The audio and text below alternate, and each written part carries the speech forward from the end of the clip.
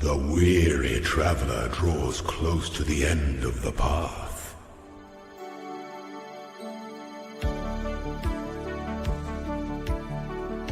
We have never had it so good.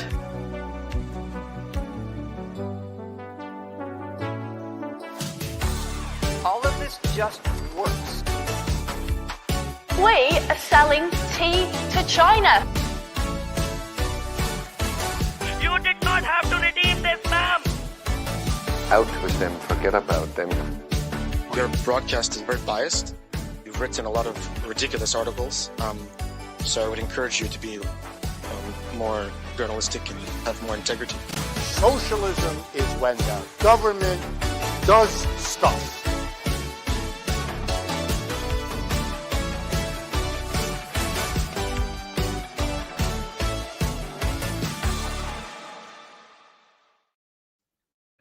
Hello everyone, and welcome back to another episode of the Longhouse, the weekly show for the sensible centrist, or as I don't know how to pronounce this name. It's just a bunch of I's. 6265 says konnichiwa. The thumbnail this week was inspired by some happenings in Japan that we'll cover briefly. I know we like to try as best as possible to keep things Euro-focused, but for tonight, I think we can, do the old tradition and extend Aryanism to the Japanese. Ludwig Path, how are you doing? Yeah, I'm doing fine. The Japanese always have a special place in our hearts. Konnichiwa, I guess, mushi mushi or something. That's I did do during like COVID stuff. After a year or something, when things calmed down a little bit, my wife and I were talking about like traveling, and she wanted to go to Australia, and which is fine. I just had like the feeling of if I'm traveling to the other side of the world, I should try to experience something that's a bit different. Not that Australia can't be that, but you know what I mean. So it's like, okay, if we're going to Australia, maybe we should go to Japan as well. And so we wanted to do that. So I used like Duolingo to try to learn some Japanese, but I don't remember much. I just like remember like the word for like student or something. But then of course Russia invaded Ukraine, which made it more or less impossible to fly across Eastern Europe. So plane tickets to that side of the world got really expensive, and then life happened, I suppose. So no walrus in Japan. Yeah, that sucks. Maybe one day. But I mean, I feel you. There is something that happened, I think, after COVID. Maybe like the Russo-Ukrainian conflict escalation contributed to that. But it does seem like travel is just more difficult now.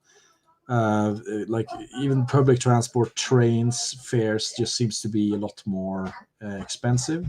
Go on. Sorry, just to. Sure. No, I see what you're saying. A lot of flights across longer distances seem a bit more expensive. I don't know what the sort of economics behind that stuff is, or if it's just that they used COVID as a sort of natural point of scaling down a lot of these airlines. Them. No, I mean the airlines themselves. Like there were maybe the competition itself was like keeping routes open that really weren't that profitable, right? Yeah, I don't really understand airline economics that well, but my like surface level. If you're making money, you're doing it wrong. That seems to be the yeah. No, I mean that the economy of scale or sort of marginal profitability of running airlines is actually really bad, and it was bad even before COVID. Yeah, but then after COVID, it got even worse. So I assume that they just had to crank up prices for some of these things because it's just not very profitable. Well, that's what I'm sort of saying, that maybe during COVID they sort of like scaled down the economies of scale, as it were, which means you have to charge more for the flights that remain. Yeah. Anyway, I mean, there's like this kind of de-globalism thing that's going on. That seems to be real, but it's just kind of like, oh shucks. I wish I had some globalism. When you look at the airfare tickets are something like that. But yeah, it's the combination of train tickets as well. Like Sure. if I want to take the train into Oslo or some city, that's gone up quite a bit. I mean, I recently checked the prices. That's gone higher. It seems even when I've tried to drive places, scheduled longer trips, that's been postponed because of extreme weather. So there's something different that's locking me down to We the entered a blood and different soul of my timeline. local community. Yeah. Yeah, but maybe one day in the future I will get to say I don't know what was that, konnichiwa to my Asian brothers in Japan. Yeah, when you come, it's all Indians there. They've Sure, that's the the meme population have nowadays, isn't aged it? out, and I go to Japan. Why everybody Indian? To be Is that honest, I don't think, because half the reason I would be going is to like ski in like what's it called, like the northern part where they had the in Sochi, is that it? Where they had the Olympics? I forget what the region is called, but I mean, obviously, it's very good for because it's like the most snowfall in like the world during a year. So it's very good for downhill skiing and stuff. So I would love to do that. And I don't know a lot of Indians who do skiing. let's see It here. might I'm be getting good. up Nagano. Is that the place? Probably. Let me Google it. Yamanouchi. So yeah, I think that sounds similar Sure. to what you mentioned. But yeah, Indian skiing, I don't think so. I think it's No, a very white coded activity in general. So you're safe that is in the true. log cabin. It's Hokkaido, but I think that's just like the north, right? Honshu is one as well. Yeah. Sunny Jim says he prefers uphill skiing. Do you mean like cross country skiing, or do you mean like the French, like the randonnée skiing? Because that's pretty based as well.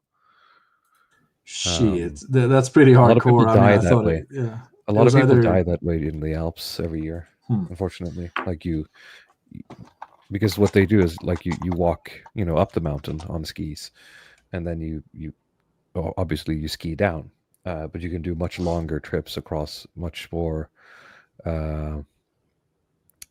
complicated terrain. But in the Alps, the weather changes very suddenly, so you can get caught out and just freeze to death. I thought that was a joke, but it's actually a real thing. So you climb. No, I went skiing like Yeah. last year, and that very like weekend, like a family of like 6 died where we were. Shit. Yeah, you have to respect the elements. But yeah, so you uphill skiing is basically you use equipment to climb Yep. uphill, and then you ski down the slopes yourself. So you don't use like the pre-prepared Yeah, what do you call yeah. it, paths or anything, and the elevator and all the sort of automatically prepped stuff. Yes. It's more extreme. Yeah. Like that. So well, yeah, props if you have the balls to do that stuff. I mean, it is for the sort of adventurous people, right? But because, as I said, it's really dangerous if you don't know what you're doing and you don't know, when to turn around. Essentially, yeah, this is like cave diving tier. Do you think yeah. it's that dangerous, or maybe a little bit better? No, it's better because you have a lot more sort of. I mean, of course you do with cave diving as well, but at any point you can probably just turn around and go down the mountain if you can see the weather coming, right? But it's about like noticing it early enough. I mean, cave diving, you can choose not to go into that tiny hole, but that seems to be a problem for the people who tend to end up there, right? They just can't. Yeah, that's what they're in there for, right? So I guess it's the same argument. You can just turn around, right? But of course, it might be a bit more difficult. Like you look at the tiny hole and you think to yourself, "This is going to be rough," right? You know that going in. You could just be unlucky and get caught up by the weather in the Alps, and yeah, it's not really your fault. So in that sense, it might be more extreme. But I don't know. I'm sure if you can look at stats, I don't know what kills more people during a year. Well, it's kind of like I'm trying to weigh right now in my head how I would prefer to die, if it's in the cave or in the slope. And the problem, like dying, freezing to death is allegedly quite comfortable, right? Yes, I mean the problem is that the slope sounds immediately more tempting. That you just crash into something or you freeze to death. Sure. But if you Yeah. get buried under snow, it's almost the same as the cave, isn't it? Yes. Because I assume Yeah, I that's would not what's die in an happening to it. avalanche. Yeah. That sounds awful. Yeah. But yes, of course, avalanches is a thing you have to be careful of as well. What you see usually when people do the randonnée skiing is that they're essentially walking along the prepared paths, right? So they'll stick close to the paved roads, as it were, and not go too far off into the wilderness, in order to stay safe. And that way, any sort of emergency uh, uh, personnel can get to them quite easily. But the problem is, of course, when the weather hits, the mountain sort of just locks down. Like nobody can get up. You can't see anything, right? You can barely drive a scooter like a snowmobile up that mountain. So finding people if a storm hits is almost impossible. Yeah, exactly. Not much help there, but at least you die the Faustian death. But you can That is true. comfort yourself It that is. way. It is much more based than going downhill skiing, by Yes. Evolian definitions, at least. Evola approved of it. At least that's what I He was a should. That's mountain what I climber, I should tell think. Yeah, myself if I ever end up in a place like that.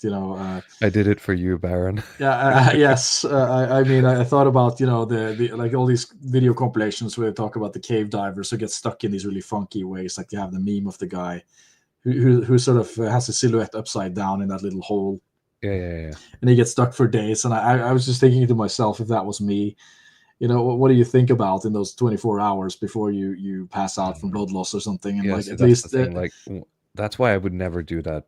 Or if I did, I'd have to bring like, a cyanide pill or a gun or something, because I'm not doing that shit, right? yeah. I'm Well, not dying in a cave, pissing and shitting myself, right? well, at least now I know Evola thought I was cool. At least that's what I'm going to think about. I'm going to focus on how like absolutely Faustian this death was. So this is the destiny of the white man. That has to be the mantra you're going through your head. That's your cope with your inevitable Maybe that would be demise. the only way to power through. Yeah. I think that's enough preamble. We actually have quite a few topics on the wheel for tonight, not just about the Japanese. So we'll spin the wheel, as is now tradition of the show. We have some follow-up, we have some new stuff, we have some things that aren't as important. So we'll see if we hit something that we feel is low priority. We might spin twice here at the beginning. So let's take it away. And what are we going to get? We're going to get burnout. Ooh, that was one of the low priority ones, but I think we'll do it. This is going to be like Google translated, so it's going to be a bit rough. But it's a short article written by one of the sort of like Norwegian influencer doctor types. And this is a column that this guy, what was his name? Kaveh Rashidi. Yeah. This guy has like a column where people can send in questions. So some old woman has asked him essentially, back when I was in my life, I worked really hard, but we never got burned out, or something like that, right? So that's the essence of this article. I'm approaching 80 years, and I've lived a long and rich life. I worked in a factory. I raised 4 children. I was a stay-at-home mom. I have been walking without modern aid. Yes, this was tiring, but I never complained about being tired. I've always been grateful for everything I have, and everything I have, and everything that I'm going to have to. I knew this was going to be an issue with this. I've always been grateful for all of the things I could wear myself out over, is what she's saying. The contrast to today's Norway could hardly have been any bigger. I read all the time about 30-year-olds who are, quote, burnt out from life. That seems a life that seems quite comfortable. Wealthy 1 or 2 child mothers are exhausted, and they're on sick leave immediately when they're back into work after almost a year's paid leave. What happened? In my generation, we got got together and did what needed to be done. Has society become too soft, or do I just not see the whole picture?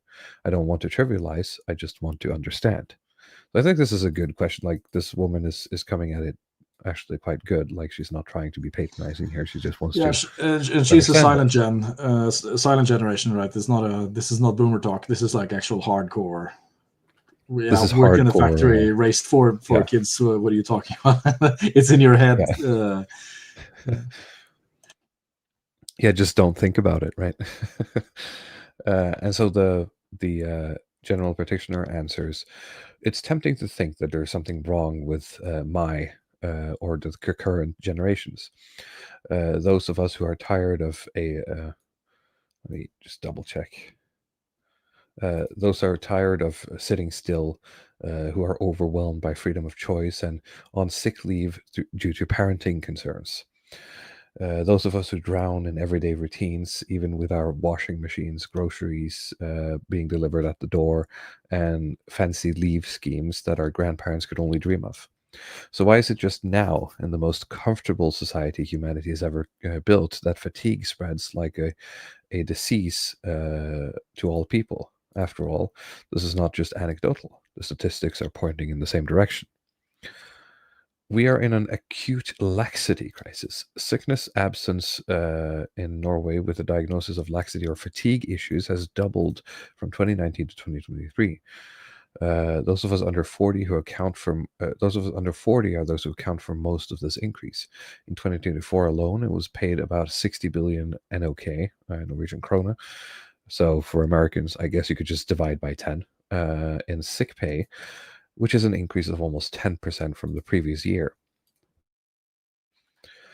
Many are simply worn out because of life rather than a disease in the classical sense. And even despite shorter working hours and better living conditions than ever, this still happens. But the sick leave does not tell us the whole story. Intuitively, a lot of people will think that, let's double check, today's work is not as demanding as it was before. We no longer have to endure unsustainable poor air quality, a countless chore of heavy lifting, and a lack of protective equipment. Instead, many people have received a new type of stress in the workplace. He has a point in here. I just want to make sure I don't miss. Okay, yes. In one Norwegian study that stretched over 3 years, researchers followed about 7,000 randomly selected working Norwegians. The results showed that mental ailments increase most with those who must hide their emotions, deal with office politics, or stand in conflicting demands in the workplace. Such invisible mental loads are the factory noise of our time. Today's workers are standing under a different type of pressure, and are have increasingly complex expectations. Many do not work more, but they work mentally quite harder than before. Well, this is quite interesting. Justine mentioned factory noise because I remember a while ago, near where I live, like an hour's drive or something, there's this old iron um, what's it called? Like, is it foundry when you melt iron ore into whatever? Um, and this is old. It's been there since essentially like the Bronze Age, right? Um, because there's a river, and that river powers sort of like the tools and the large whatever it's called, the crucifix or whatever that melts the iron in. Um, and what they built during the industrialization was using some of the waterfalls there. They built these like massive wheels powering these absolutely massive mallets they used to shape like large iron rods. And I'm saying massive, like these mallets are probably like, just one side of them are probably like 5 meters or something, right? And these mallets are coming up, a certain amount of meters and then slamming down on top of metal, which creates an insanely loud noise, right? And you're working in this, trying not to get crushed, right? Because you have to move things in between them being slammed down. And um, the noise these make are, as I said, insane. But because that was obviously one of the natural things that people asked one of the tour guides was like, well, what did the workers like? Did they all lose their hearing? And he said, no, actually, they were all kind of fine because you you had like one horrible day working there, and then your body, like your ears, kind of just like blocked out that specific frequency. So like some doctors did tests afterwards, obviously, on the people who worked there, and they were unable to hear that frequency, but otherwise they were just fine. Because they just kind of like endured it essentially, and then their body was like, oh, I'm just going to turn off that frequency and then you're fine. Which is, that's just one anecdotal example, but it's something I think about, sometimes you want to try to turn off things you're thinking about work, and that is, I think, much harder than your ears deciding that we're just not going to hear this noise anymore. So this is how, like, the black people who can't change their smoke detectors, they physically can't hear the beeps, is what you're saying here.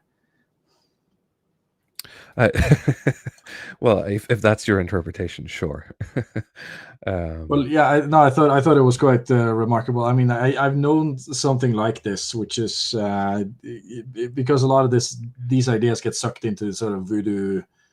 What do you call it? What do they call woo-woo new agey stuff, where they talk about like Sure. doors of perception and how you create your own reality and such. But I think it is proven that like children can hear more frequencies than adults and can pick up on more nuanced sound, and you sort of train yourself to what you can block out and what you can't.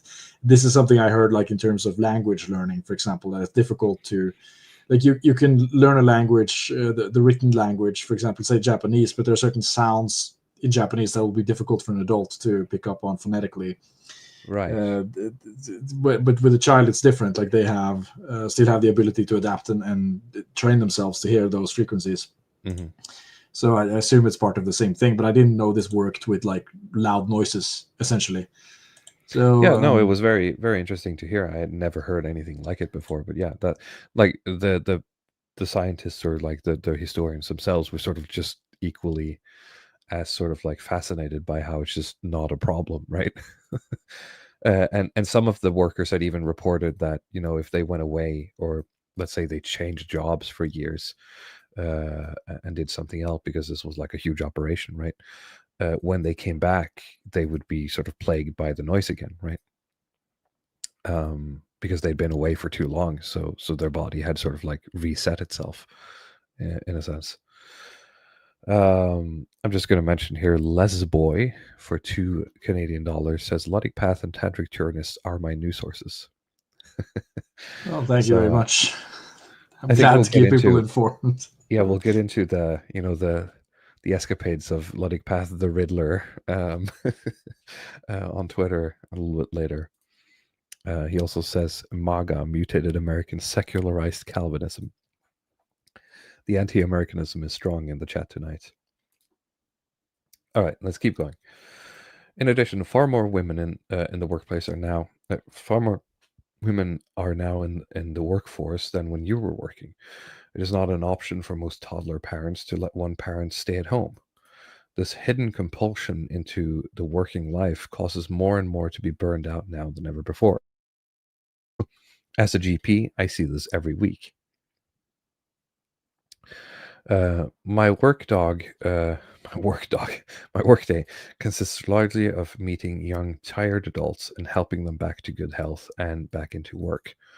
When I see doing that, I see many elements that you would probably overlook when you claim that young adults are having it easier now than when you were young. First, admittedly, we have more choices, but this also creates a decision-making issue. When everything has to be optimized, from childhood and your career path to partner choices to your sleep quality, it is quite demanding to live correctly, right? In addition, we are constantly available, comparing ourselves to everyone else's highlights and trying to be both good parents, good employees, good friends, and partners. This is mentally exhausting. And while previous generations had larger communities in their neighborhoods and their general area or in the church, many now stand alone and in charge of their own lives entirely. Even during the toddler years, which was previously quite more collective, has now become more an individual achievement project. If you add screen time, information abundance, and social media, you have a society where breaks from it are quite rare. The brain never gets to rest, and we get tired in a new way. In other words, many of the challenges you had in your 30s have been resolved, but they have revealed new problems. You got tired for carrying too much. We get tired of never being able to put anything away. We haven't gotten too soft. On the contrary, we've forgotten how to live softly. Some of this is because of external pressure, a system that requires more than we can give. But a good deal is also about us as individuals. Each and one who is tired and exhausted could namely find a room of action in their own lives. You have to try to do things differently. In the midst of all this pressure, we have the power to make the changes. The question is only whether we manage to use that power before our body sets a limit that we did not choose ourselves, or better known as burnout. What do you think, Letty Path? Is this just some sort of like soft lefty? Yeah, I mean, it's really easy I totally understand that 80-year-old woman's perspective. It's like, what's wrong with these pussies, or whatever. But like the first thing that comes to my mind with the burnout is like the smartphone, essentially, and having the smartphone be not just essential to have a job, but for identification, security, contact, and so on. But like you have to have your personal smartphone as like a integrated part of your work. Let's say you're a teacher or something, you have to have you have your personal phone, and the parents of the kids you're teaching, they have that number. They don't have the number to the phone in your house, as they used to in the 90s, where like you had just like one phone for the house. Or, well, you wouldn't have that either. It's like the school would have one phone. You didn't know who picked up on it. It could just be anybody, and you'd have to leave a message for the teacher or something. Maybe right? you could leave a message. Maybe you could show up for a conference or something. But most of the time, it's like, okay, they went to the school, and if something was wrong, you'd have to deal with that through some meeting, send an angry letter or whatever. But now, you're going to have the personal phone number of this teacher, and they don't only see it as optional, right? See it as sort of being optional, but just as a human right for them to contact you almost at any point during the day, and tell you what they think about your performance, or how essentially they think you're doing, how their child is doing, what you're doing wrong. And just by being accommodating, you're essentially just inviting more work. Because I remember going to school during the 90s, and the teachers who would be hired there would be teachers with no qualifications, other than this could be some guy in your neighborhood who had a job as a lumberer or something, like some kind of carpenter, and he would just be brought in as like an arts and crafts teacher, and he could be drunk, drinking on the job, like smoking like a chimney. He could be swearing, and this is what you have. This is what you have now. He's going to be there. He knows a little bit. He might be hostile. He might just like slap your kid or something. You can send an angry letter about that.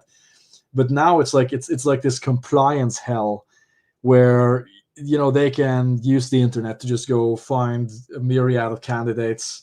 And when they find you, they're going to expect you to be on like 100% service to everybody. So like the information environment and the kind of like the onlineness of the whole experience, I think, is very exhausting in a way that physical exhaustion isn't, especially when you can just leave that when you're done with the job. So I don't know if you think I missed something, but for me, that's like the first thing that comes to mind when I think about burnout.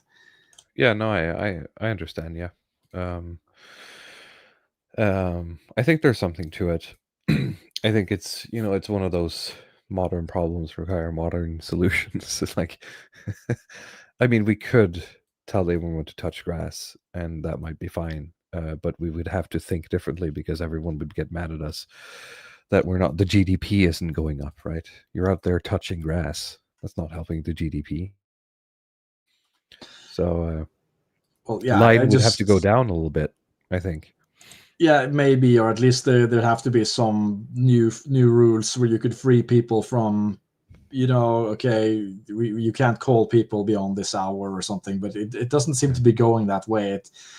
The expectation seems to be increasing, for consumers. They don't just want to consume and have selections in consumption items, but they also want to be heard in terms of like customer reviews and this kind of stuff.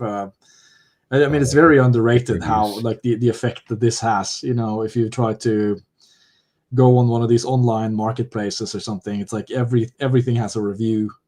Even when I selected the I had to get a tradesman to fix some plumbing in my home, and I have to give him a review because I found him on online marketplace. Right? I mean, this is different, than it used to be, and I can look at the reviews that he has. I can look at all the 100 reviews, and I can see him arguing with people, over disputes and stuff like that. This is not something you had to deal with 8 years ago. No, I try to, source. I hate going through those. So every time it's like we need something, I've either gone through people we've used before or ask people I know, like, hey, do you know one who's nearby, right? Who doesn't have to drive for like an hour. Usually that's worked out. Javier Olivia with the with the first Al Bundy joke of the show. I doubt this noise theory, referring to the factory stuff. I've been around complaining women for decades, and I can still hear at that frequency. So yeah, first like rim shot of the episode goes to Javier Olivia. Let's bring up the wheel again, because we've been going at it for 30 minutes, and we'll see where it takes us next. We're landing on the Riddler. All right. I jokingly called you the Riddler. Specifically, I think it was an academic agent who retweeted. Yeah, here it is. He retweeted one of your tweets saying, "This account frequently makes puzzling posts I don't know how to take or parse." And your post was, one of the things I respect about Americans is that they will optimize their time by offloading their work to maids, cleaners, cooks, and save time using private jets, etc. This is extremely plebeian. It is extremely plebeian to be rich and still do long commutes by car, public transport, etc. But this is uncommon in Europe. Well, I mean, it was. It's pretty funny when I get stuff like this, because I don't like to think about people reading my tweets. At least like there are like larger accounts that are reading the stuff that I'm writing. But I think like just thinking about other people reading my stuff would significantly decrease the quality. The only thing I think about is like not being too belligerent if I can help it. But usually I just look at stuff that's being posted on the timeline, and I just we actually had a like comment whatever on our last episode that said something along the lines of, "You guys are much kinder on your streams than you are on Twitter." And I think that's just the nature of the platform, unfortunately. Well, I think that's like for everybody, right? Isn't that? I don't think there's any exception to that. I think people are just exponentially more mean on Twitter than anywhere else. I've almost never seen anybody be as mean, on like a recorded medium, like audio or something. But maybe I could screen share a little bit so you can see if we can find some of these tweets that have been going around. Sure, go ahead. So, like, just to try to explain the kind of headspace that I've been in, because I have these episodes where you sort of think about, well, okay, there's just stuff that's being talked about, and it kind of and sometimes you tweet stuff sort of like as a way of sort of, I almost want to say like testing out a thought, right? You're trying on a glove, right?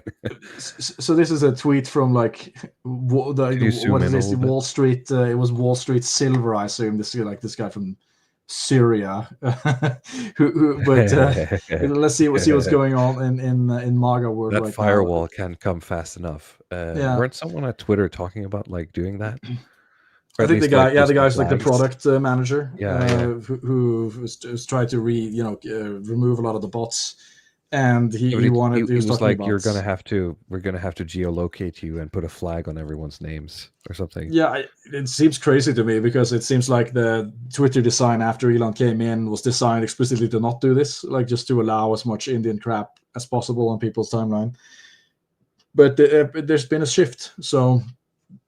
But yeah, here we have like the new MAGA talking points. So he says American at the airport looks over and sees Robert Kennedy Jr. and Cheryl Hines on my normal flight this morning. He films RFK Jr. taking his seat on a basic common economy seat. Meanwhile, Bernie Sanders and AOC fly on private jets. So here's like, oh shit, bro, it's RFK Jr. He's flying coach, bro. Look at my it's country, dog. yeah, and okay, so this is like the new flex now. It's like you have to buy like cheap airline tickets if you're a politician in the like the most powerful the administration in the most powerful country in the world, you know. The Tucker clip next, right? Yeah, I mean, he had like this meltdown where he was talking about he was asked about how much money he made. Let's see if I could find it. I hope I'm sharing audio as well. Sorry, it's muted. Let's see here. Just tell me if you can hear it. I don't understand it because it makes no sense. Like, Yeah, you're worth $50 I'm not worth $50 million. 30 to 50. Get off the fucking internet, son. Don't stop believing that stuff. Oh. $50 million? Go back to cable news. Sorry. No, but I'm just look. Okay, you're too annoying. You're too annoying. So I like the last chick who like disagreed with me, and then we could have like a normal conversation. All right. But you're like telling me you're worth $50 million. What? Stop. Okay, you got real defensive there. I just read a number that's like a lot of money. Jesus Christ, calm down. Don't use that phrase. You're worth. We're done. Well, look. Just stop. Can I say one? Don't no. So yeah, he's thrown out here, and I have like so there's two things here. He doesn't want to talk about how much money he has. RFK Jr. is flexing, flying coach, and I thought that I have like another one that sort of you probably wouldn't think about in this category. Let's see, is it updating?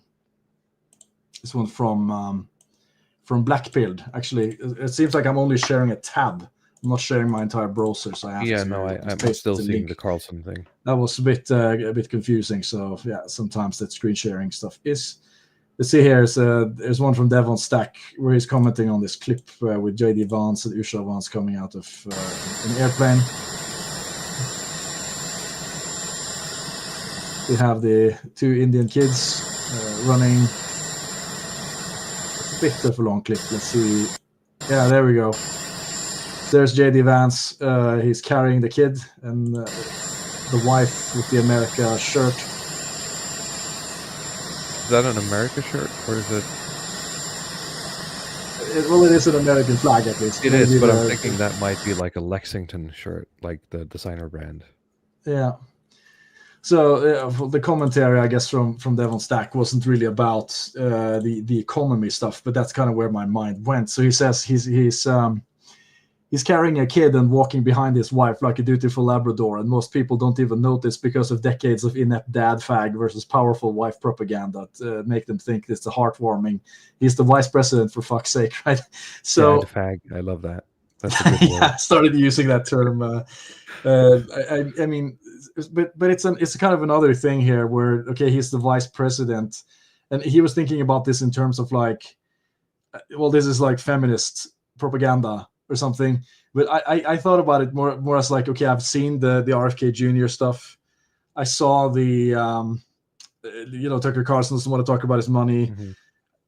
We didn't get to talk about this, but I also watched like the documentary about Martha Louise and Durek Verrett, the American African shaman who sort of tried to get into the royal family, right? And they did an expose kind of their life in Norway.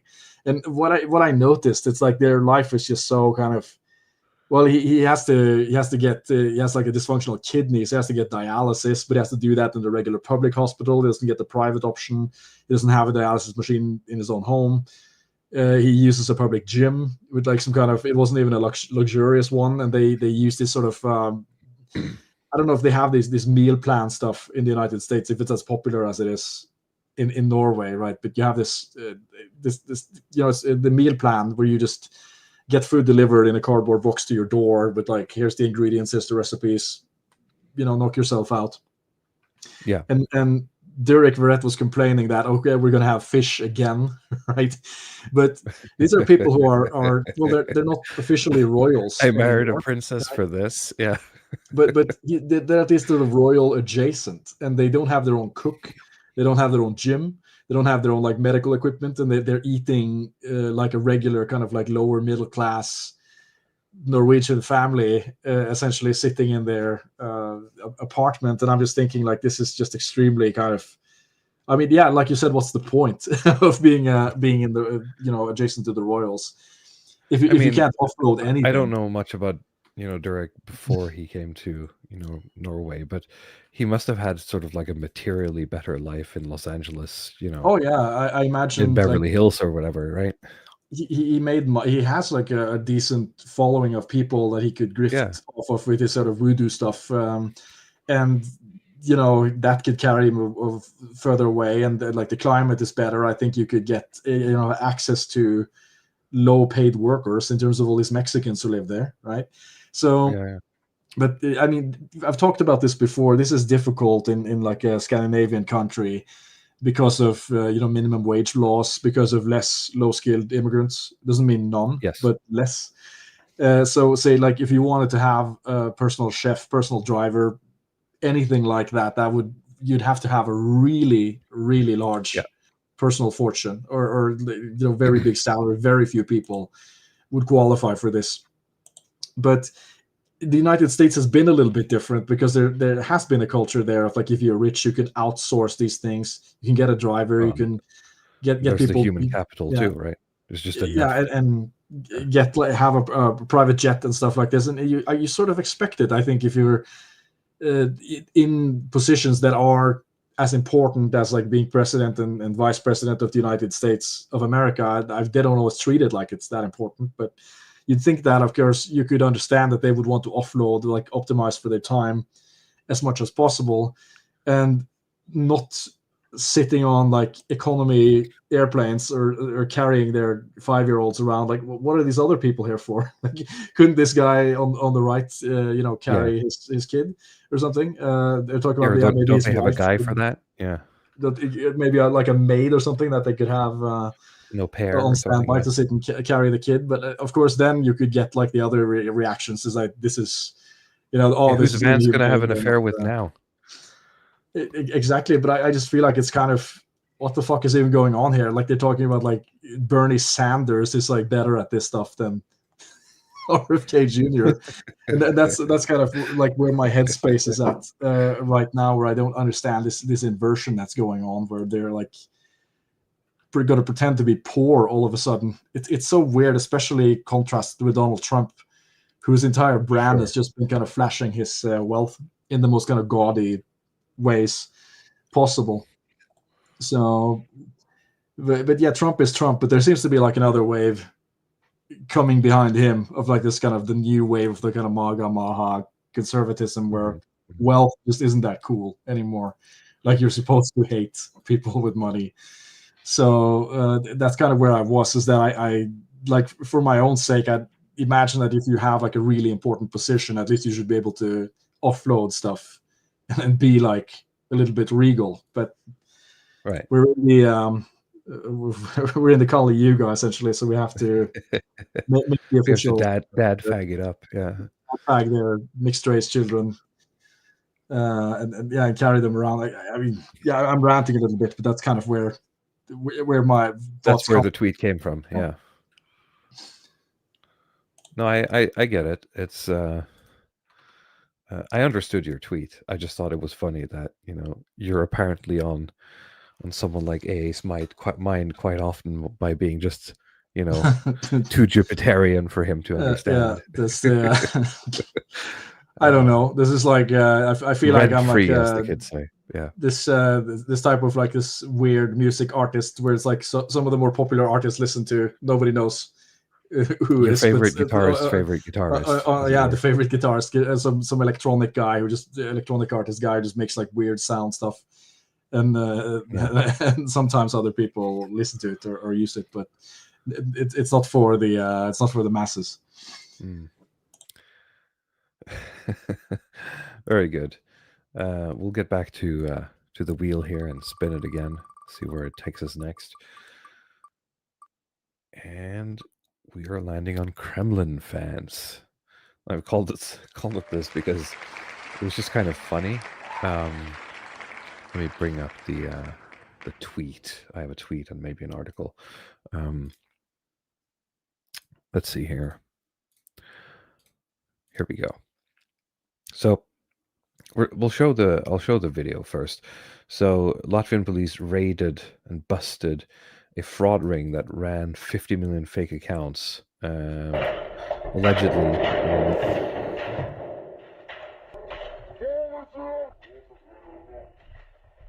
People here, they find, a lot of. What is this? What are we looking at here? I think it's a lot of hard drives, and the noise you can hear is basically just servers running. Yeah, look at all this. Like just a bunch of tech, essentially, to run, well, what you could describe, I guess, as a very sophisticated information warfare operation. And a lot of news outlets have referred to these people, like 7 arrested, mostly Russian-speaking Kremlin fans, which makes me think of, that's a very strange euphemism. Yeah, it's SIM cards because they're running phones, right? Strange, like, euphemisms sometimes news would use instead of, like, using the race of the perpetrator, right? So instead of saying, like, a black man did something, they'll say, like, what's the list? It's like jogger or rowdy youths, right? Yeah. So this is, I guess, the other way around to avoid, causing any international incidents. We have to call them Kremlin fans, which sound incredibly stupid to me. Oh, I don't know if there's like more details about this, but there are people with Russian. Latvia is small, but there are people with Russian ancestry living there, right? It's really tense because of the current conflict. Sure, but if you're this deep, you're probably an agent, regardless of where you were born, right? The thing is that with this operation, I'm really not sure if it's like like a pure propaganda operation, like one of these troll farms, or if it's actually, it looks like more of a cybercrime thing, where it's they might be taking assigned, like they say, cybercrime as a service. They might be getting assignments from the Kremlin to do stuff, but it's mainly a sort of an opportunist operation where they're doing fraud and stuff like that. Because my thoughts is like, what's the logic if you're Russia to have this much of your information warfare operation operating in Latvia, for example, when you can just do it out of Russia or some other global South country where it's completely safe. I think it's quite unsafe in Latvia, right? But they're I think it's unknown to people, but Latvia is like this, or maybe it's Estonia, but generally these Baltic countries are like digital powerhouses in terms of their education and training, really good at hacking. So I haven't read all of this, but from what I remember, this being about as well is, they're doing things with like SIM cards. They're either selling them to criminals to like have like blank slates, or they're doing a sort of weird. It's kind of hard from the text, so I'm just going to read it, and you can help me parse it. Let's see here. An action day performed in Latvia on 10th of October 2025 led to the arrest of 5 cyber criminals of Latvian nationality and the seizure of infrastructure used to enable crimes against thousands of victims across Europe. During the operation, codenamed SIM Cartel, Law enforcement arrested 2 further suspects, took down 5 servers, and seized 1,200 SIM box devices, alongside 40,000 active SIM cards. Investigators from Austria, Estonia, and Latvia, together with their colleagues at Europol and Eurojust, were able to attribute to the criminal network more than 1,700 individual cyber fraud cases in Austria and 1,500 in Latvia. So this is mostly, as you were saying, crime, right? With a total loss of several million euros. The financial loss in Austria alone amounts to around 4.5 million euros, as well as 420,000 euros in Latvia. The criminal network and its infrastructure were technically highly sophisticated and enabled perpetrators around the world to use this SIMbox service as to conduct a wide range of telecommunications-related cyber crimes as well as other crimes. So it seems like, as you said, if you need, for some reason, a fresh or the ability to get fresh SIM cards as identifiers or something, this is the people you'd go through, and they sort of provided this as a service somehow, like through like a portal, maybe. The Yeah, online service, maybe some dark web stuff. I mean, apparently sure, other things you can use this for is like trying to bypass two-factor authentication, right? Because in the past, you just try to, I guess, find the hacked password or something, and you can get into people's PayPal accounts. But now everybody's using this kind of, validation by the phone. Like you get your fingerprint, or you have to click the authentication apps or SMS codes or something. So, but if you have sure. fraudulent SIM cards or something, you could probably intercept that or use that for malicious purposes to bypass the two factors. The online service created by the criminal network offered telephone numbers registered to people from over 80 countries for using criminal activities. It allowed perpetrators to set up fake accounts for social media and communication platforms, which were subsequently used in cyber crimes while obscuring the perpetrator's true identity and location. So it says here that, it could be used for fake accounting as well. Like if you want to create a bot, right? Well, yeah, I don't know. We communicate on Telegram, right? But I feel like Telegram's gotten a lot worse with this stuff. I've been contacted by people who have numbers that I already had in my phone contact list, Sure. right? Yeah. But they weren't them. Clearly, they were trying to do Right. some phishing scams with me, and I've seen authentication attempts with my account where I'm getting somebody you requested a login code, and I know it wasn't me. So there are people who are trying to get into my account or something. I'm not Yeah. saying it's like these people, but I've noticed like this kind of activity seems to be ramping up quite a bit on that channel. So here's a list of the things they offered. Other offenses facilitated by this criminal service include fraud, extortion, migrant smuggling, and the distribution of child sexual abuse material. Some examples, by no means an exhaustive list of the activities, are fraud on online secondhand markets, daughter-son scam, where perpetrators contact victims via WhatsApp, posing as a daughter or son, claiming to have a new phone number. Investment fraud. Victims are usually contacted by telephone and encouraged to deposit larger sums. Fake shops, fake bank websites, fake police officers, etc. Phishing as well, it seems. Criminal sophistication and technical ingenuity. The now dismantled criminal network undertook great efforts to provide its criminal clients with the requested service. This included the professional design and appearance of its website, which was taken offline by law enforcement during the action day. There was also the massive organizational effort of multiple accomplices, acquiring thousands of SIM cards in almost 80 countries worldwide to be rented to other criminal organizations. As a side note, one of the main suspects behind this now dismantled criminal structure has already been under investigation in Estonia for arson and extortion. And then just a little bit about, the joint effort. But I mean, it's a good thing, right? Crime has been stopped. Good stuff.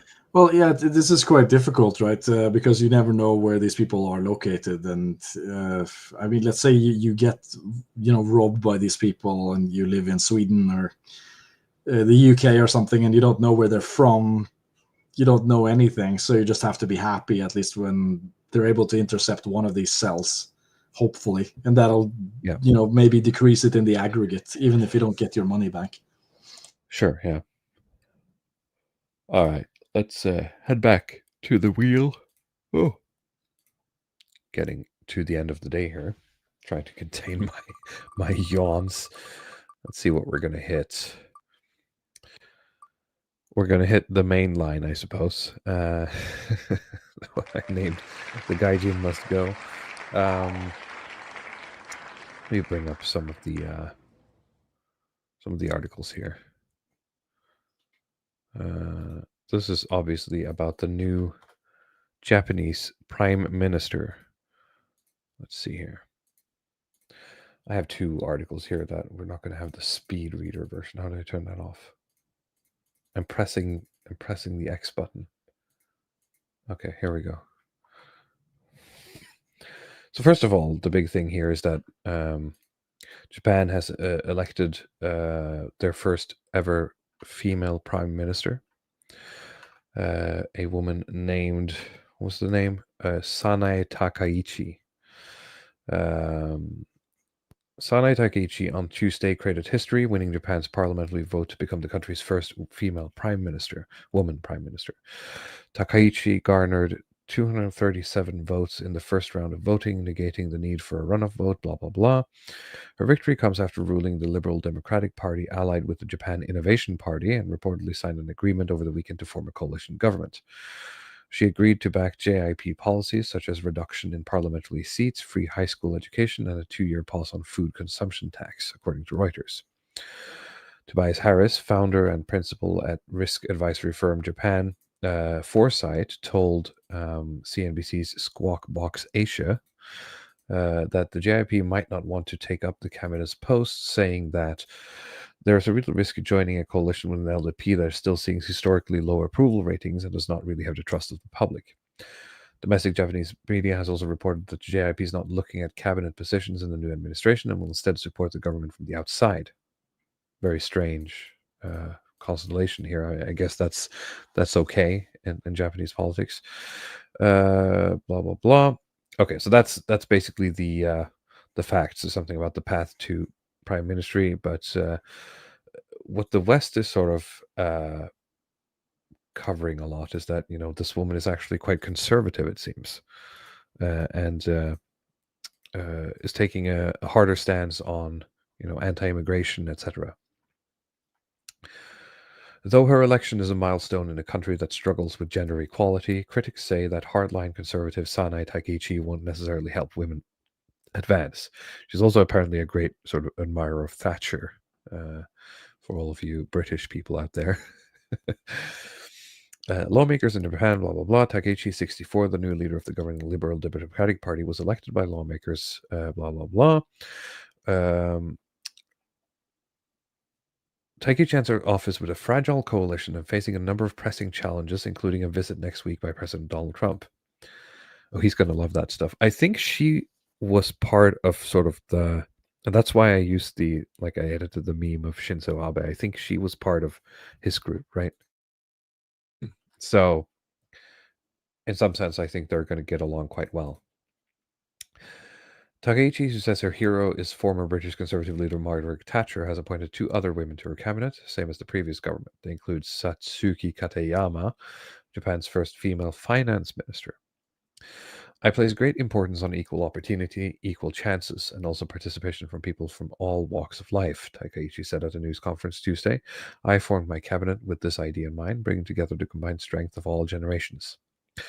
I suppose Japan, without having any knowledge of that, also has a bit of like a ageism thing, or I suppose reverse ageism, where it's quite hard for young people to get into positions of power. Don't you think? Well, I They think seem that's to be very like ancestor, all over the Reverend. world it's like that, but in Japan it's encoded, I think, into their culture explicitly. Yeah. Right? I mean, I think this is something they're aware of is weird for them from an international perspective. But from my understanding, it's like if Japanese people interact, they want to know each other's age up front a lot of the time because they need to sort of maybe that's. I maybe I'm remember mixing that them with from my Koreans. lessons. Yeah. You Yeah. have to address people differently. It's kind of like you used to do in Germany before. You address people with different like honorifics depending on whether or not they're older than you. Exactly. So they're interested, I think, in your age, your place of birth, and your blood type, which is like this very Blood peculiar type, Japanese really? obsession that they have. Like this is like their zodiac Blood. signs. Oh, okay. Is They that want to some like? know. Yeah, Is it what's the religion called? It's not Buddhism. It's like the other one. Shintoism or something. The thing Yeah, is, yeah, it's yeah. not really Shinto. It's something that's well, they do believe in the primacy of blood and heritage through bloodlines, right? It's very, I don't know what you want to call it. It's not civic. It's very kind of ethnic, hardline, hereditary rule and power that's important to them. Yeah, And to I the remember Japanese.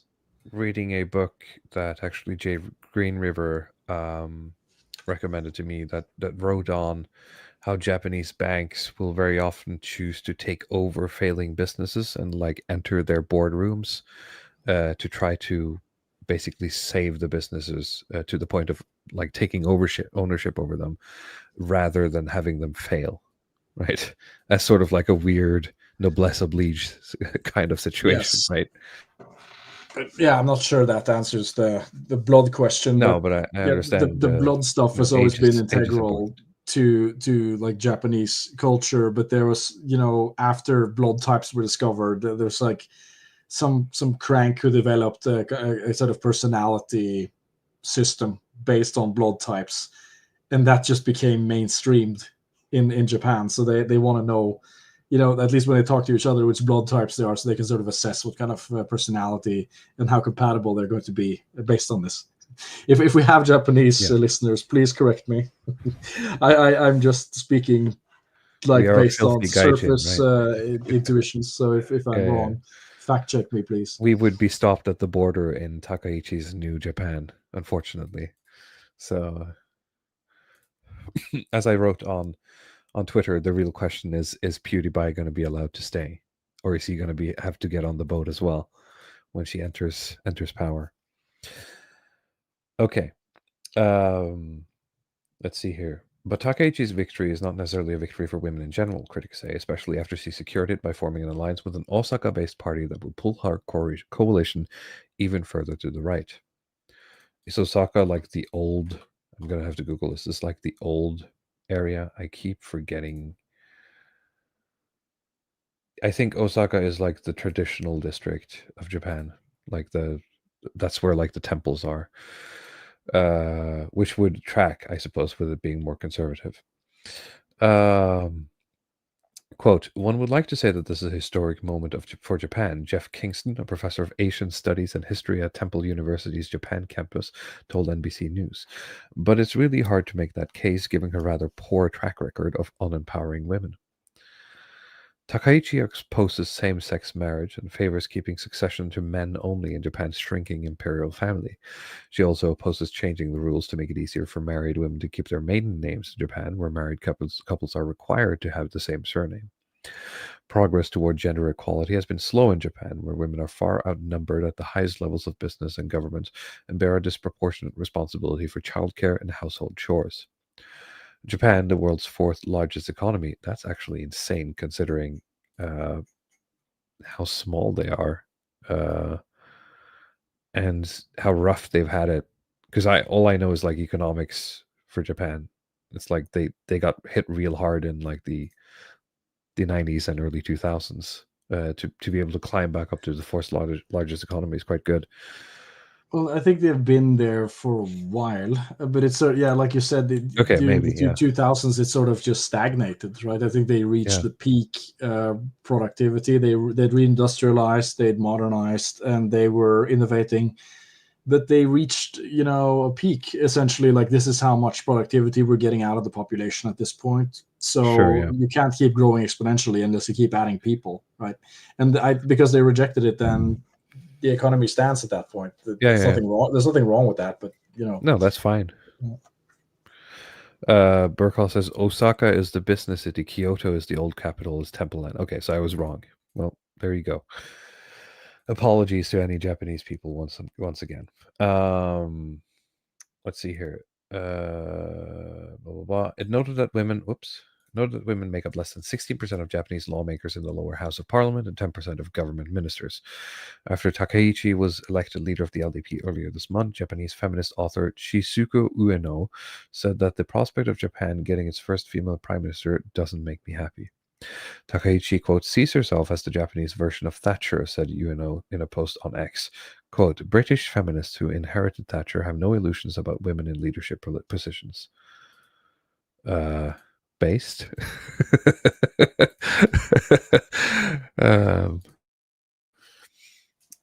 Clear-pilled on the women in clear-pilled on the women in leadership positions question, inadvertently it seems. She noted Takaichi's opposition to allowing separate surnames for married couples, even as she has kept her own maiden name. Though Takaichi changed her legal name in 2004 when she first married Taku Yamamoto, she continued to use her maiden name professionally until they divorced in 2017, in line with legislation she had proposed. When they remarried in 2021, there's a story here. The scrolling on this page is insane. When they remarried in 2021, Yamamoto, a former LDP lawmaker, changed his legal surname to Takaichi. Takaichi, who in her youth rode motorcycles and played the drums in a heavy metal band, has pushed for greater support for women's health. She has talked about her personal struggles with symptoms of menopause and the importance of raising awareness, quote, so that men can properly understand when women are struggling, whether at school or in the workplace. But her campaign was focused mainly on the economy and national defense. The gall, Ludwigpath, of this woman to focus her campaign on economy and national defense instead of women's issues. As a woman, she should be concerned only with women things. Yes. Shouldn't she? Yeah, well, she seems like a quite multifaceted person. So she does, yeah. But her campaign, blah, blah, blah. Takaichi is a veteran politician who has served as a Minister of Economic Security, Internal Affairs, and Gender Equality, a protege of assassinated former Prime Minister Shinzo Abe. So I was right. I remember reading this somewhere, yeah. She advocates tougher immigration policies, the revision of Japan's pacifist constitution, and a higher defense spending. Yeah, I mean, she seems like a competent politician, honestly, which is good, right?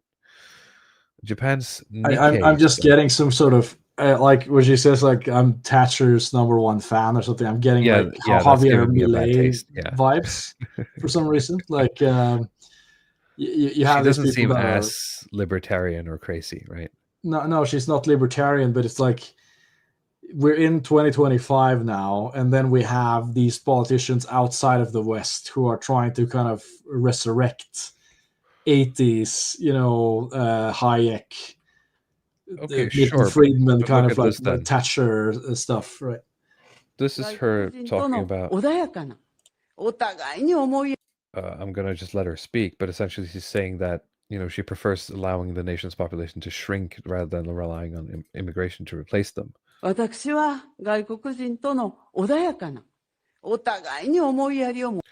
says, as for me, I want to have a calm, mutually considerate relationship with foreigners. How we can live together in such a way, I intend to reconsider completely. I plan to think about it from zero again, because year after year, the culture between us and everyone else is so very different, yet people are being brought in all together.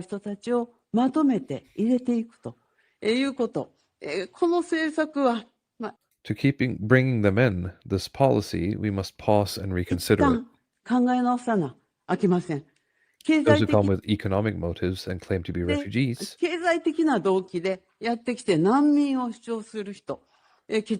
such people be properly sent home. Also, regarding those who overstay their welcome, overstay illegally, they too will be strictly required to obey the law. So, I mean, the flavors of Japan, I suppose, allows her to move a bit more fluidly than doing Hayekianism, I guess. Yeah. Now, why she's like Thatcher's #1 girl?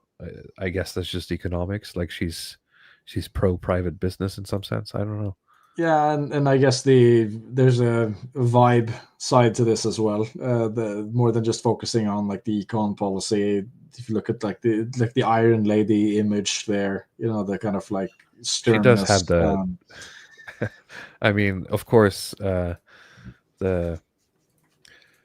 Jarl of Twitter, Conley Drukpa has already produced. Like I was on I was in a public place with one of these screens that sort of like show you the news, right? When this was announced. And the first thing I thought of is like, Drogba Cudley's going to make like a pantsuit nationalism deportation meme about this. that's all I can think about. Which probably makes me extremely online, but he made a post saying new Japanese government opts for the pantsuit deporting with Japanese characteristics approach to reducing migration.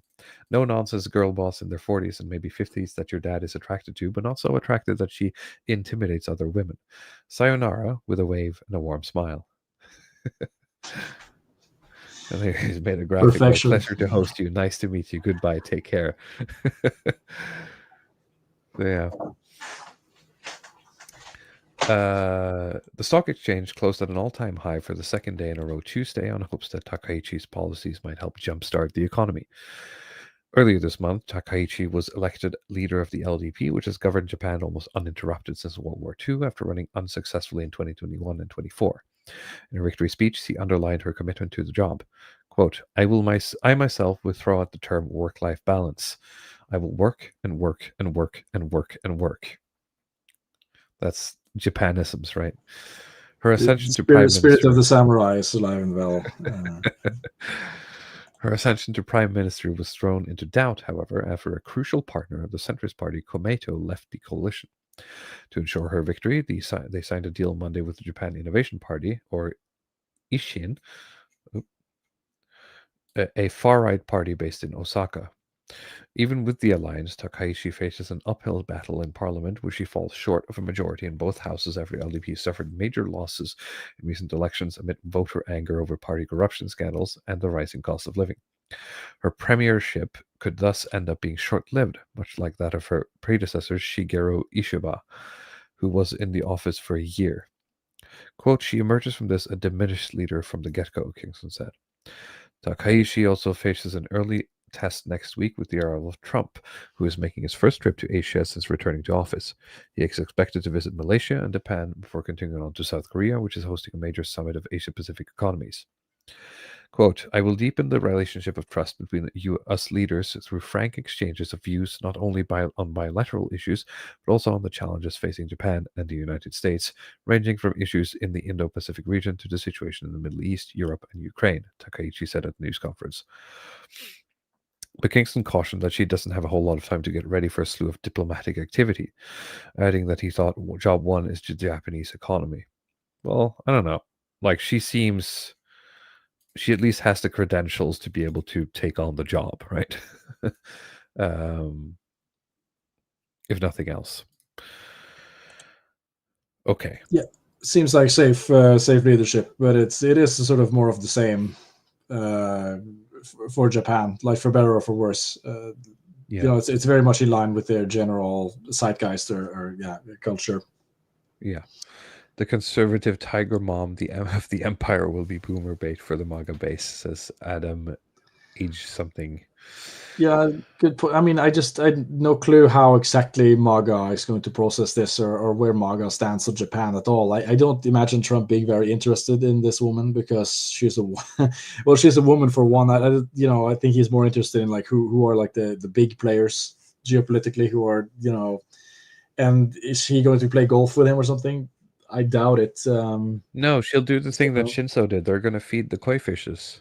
It's in our. Oh yeah, that helped. Yeah, of course. But I think the Shinzo masterstroke was golf, wasn't it? Yeah, it's that they played golf together. So it's that or flattery. Essentially, if you want to get Trump on side, in terms of like MAGA in general, I don't really know how much they care about Japan at all, if that's something that's even that seems to be kind of out of their interest, to be honest. Like what the Asian countries are going to do, unless she like says something rude to Trump or something, right? Yep. Something says work spirit of the rice farmer. More like, yeah, I can see that. It's probably more correct. A few things. Japan's fertility now terminally cooked. Well, is it terminally cooked?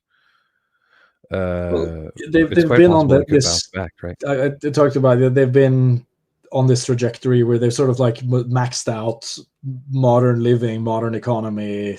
It's optimized, right? The work they're doing, the economic production, the how much they're getting out of each employee, and so on. And they've been there for a long time. I think they have the highest like average age of any developed country currently because they've been doing it for so long. It's not going the fastest, but it's been going for the longest. So I think they're pushing towards like median age of 50 or something, and they've had to reform the country to adapt to that stuff. Where it's like the pensioners, like they have to work longer. The entitlements have to be scaled back, and so you can make things work. It's just that it becomes a bit stagnant, a bit more crystallized. But we've talked about the fertility rate a lot lately, and I maintain that it's the wrong variable to try to tweak. You should try to tweak every other variable before you try going directly at the fertility rate, because it seems like it's impossible to affect it directly, right? Well, yeah, there's so yeah, you're going to have to tell the boomers that sorry, you're not getting as much pension because of the birth rate. Sorry, right? Yeah, there's just no good reason for that other than democratic pressure, of course. I mean that is like the main focus for politicians dealing with like boomer NIMBYism and boomer entitlement. The kind of naked democratic incentive is there, of course, but from just a technocratic governance standpoint, this stuff just has to be rolled back because it's not sustainable. Like that's the problem. Exactly. Too many of these olds, too few of the young. Okay, well you have to stretch that out a little bit and adapt to that's the new way we're going to live now. So you're not getting to retire at 60 and have a pension until you're 100. That just can't work. Yeah. All right. Let's see if we can pull up one or two more things before we leave. Do we do the wheel? Let's do the wheel. Just for fun. See what we land on. We're going to get Twitter bookmarks. Okay, we're going to get the slop. We're going to get the slop. Let's see here. So my Twitter this entire week seems to have been talking about food, which happens every once in a blue moon. And it's about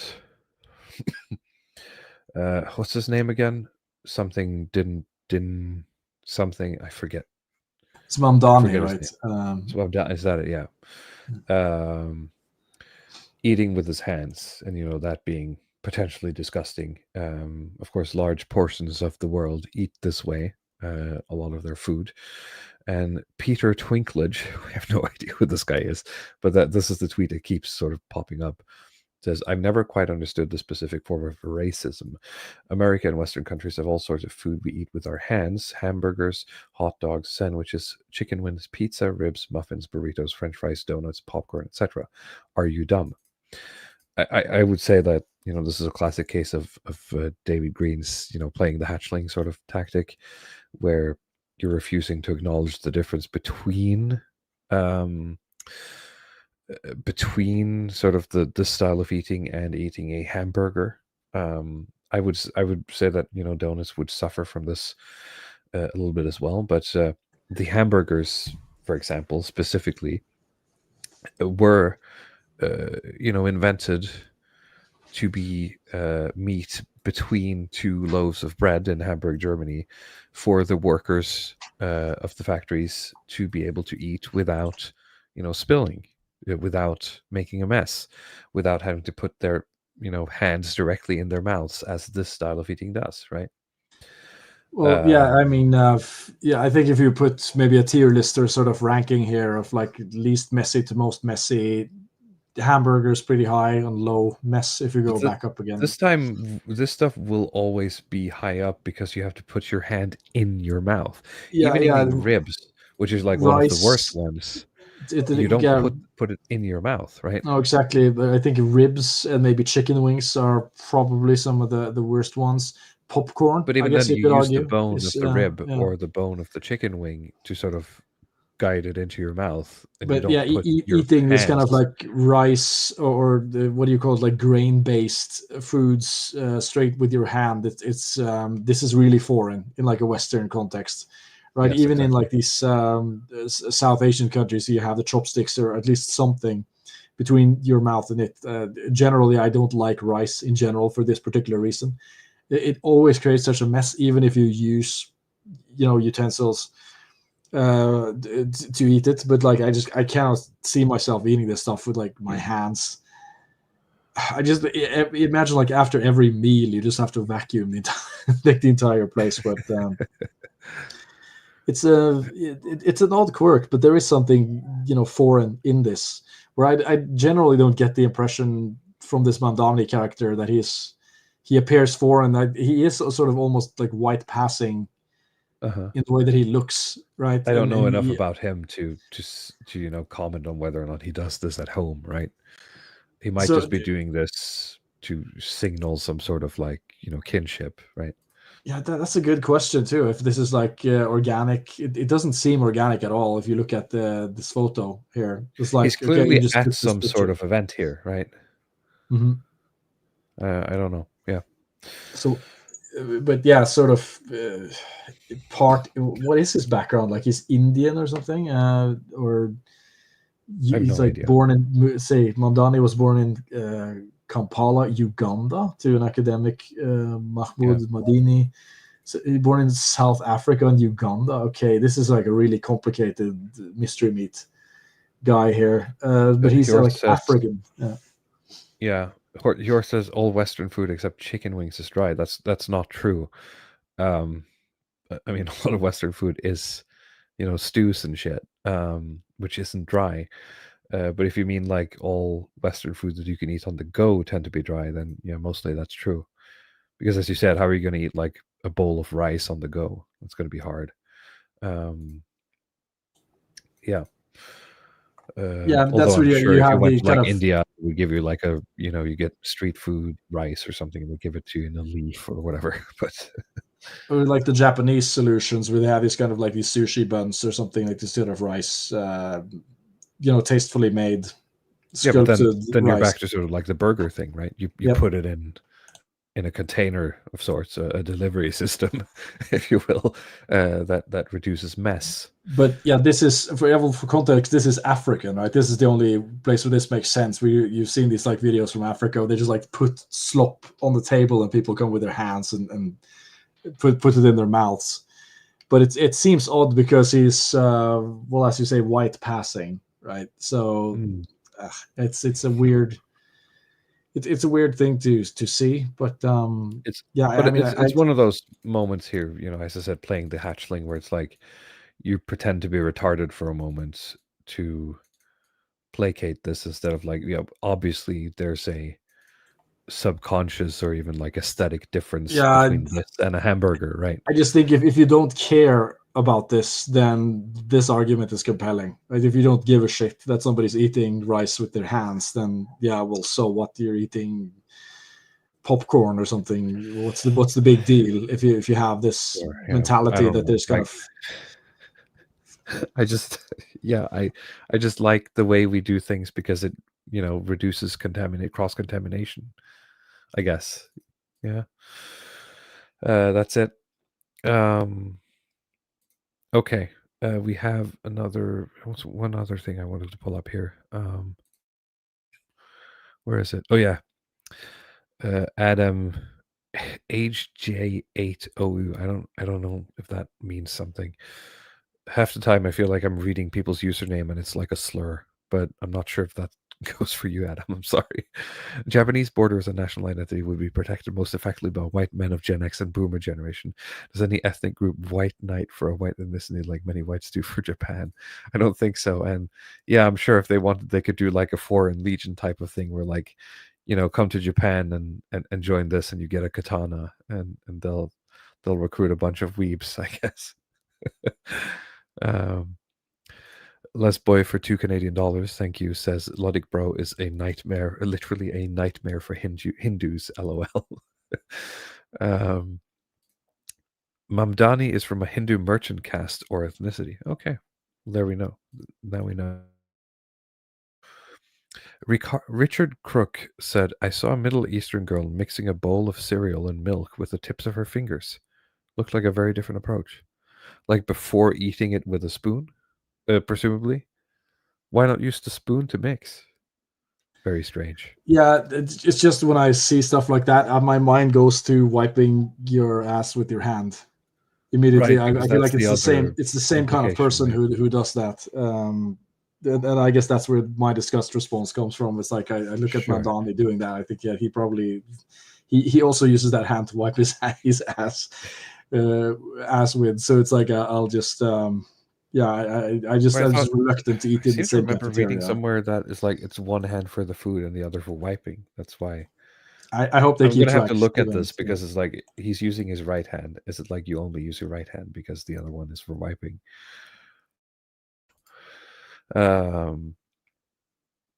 Let's see here. Blah blah blah. Just looking at the chat if there's anything more that's interesting. I'm waiting for my drive-through biryani that I can eat with my hands without looking. Just spawned fresh from the pits of Delhi.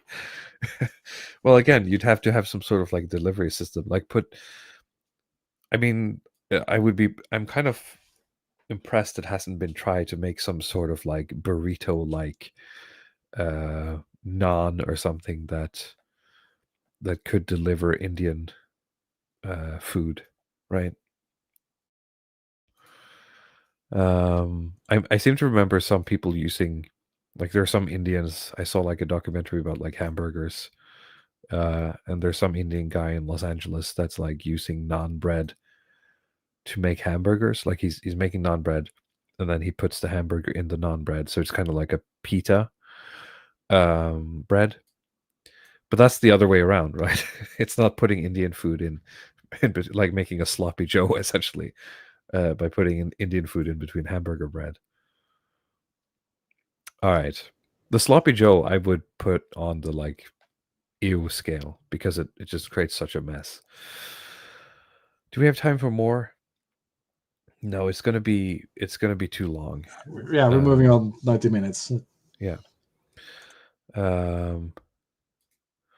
I saw an article from a German claiming it's healthier to eat with your hand. I have no clue how complex the mental gymnastics would be to justify this idea. Well, what would be the argument for that the restaurant isn't able to sterilize its cutlery? Like what? Hand-eye coordination. I don't know. I'm trying to be There's something creative about, here. but there's something to me about like grabbing some mush, right, with that specific movement, and having to like sort of like tilt your head in order to like, dispense it like you would with an excavator into your mouth. That just seems very inefficient and also unsanitary. And as you said, the Japanese, you have the chopsticks, so you can do like you can shuffle the rice into your mouth at least. Yeah. All right. Anything else you want to say before we leave? No, I think we're good. It was a fun episode. Very nice. Yeah, I enjoyed it too. I hope you all enjoyed it who are listening, and I hope you will return next week. And until such time, we wish you a great evening, a great weekend, and we'll see you all next week. Yeah. Bye-bye, everyone. Bye-bye.